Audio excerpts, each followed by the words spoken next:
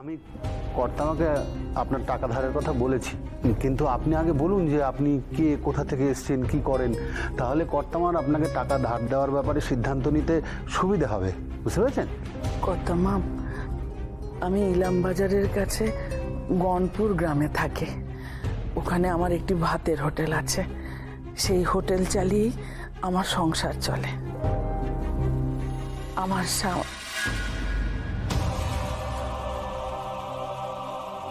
একজনের কাছ থেকে আমি টাকা ধার করেছিলাম। সেই টাকা শোধ দেওয়ার জন্য আমি রাস্তা দিয়ে যাচ্ছিলাম। হঠাৎ একটি চোর বাইকে করে এসে আমার টাকা শুদ্ধ ব্যাগটা ছিনতাই করে নিয়ে চলে যায়। হেলমেট পরেছিলাম, আমি তার মুখটা দেখতে পাইনি। আমি পুলিশের কাছে গিয়েছিলাম, কিন্তু পুলিশ আমার কোনো কথা শোনেনি। আচ্ছা ঠিক আছে, বলছি যে আপনি মন খারাপ করবেন না, বা ইয়ে করুন, কর্তামাকে সবটা বলুন, তাহলে বাকি কথাটা বলুন। যার কাছ থেকে টাকা নিয়েছিলাম তিনি বলেছেন যদি আমি ধার শোধ করতে না পারি তাহলে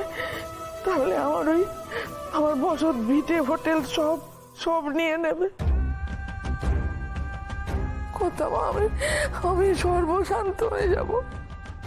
আমি সন্তানদের নিয়ে রাস্তায় গিয়ে দাঁড়াবো। আমি কি করব, কি করে এতগুলো টাকা জোগাড় করব, কি করে ধার শোধ করবো, আমি কিচ্ছু বুঝতে পারছিলাম না। তখন আমি আপনার নাম শুনতে পাই। আমি অনেক আশা নিয়ে আপনার কাছে এসেছি কর্তামা। আপনি দয়া করে আমাকে সাহায্য করুন। আমি প্রতি মাসে আপনার সুদের টাকা দিয়ে দেবো। কত টাকা ধার লাগবে আপনার? 10 লাখ।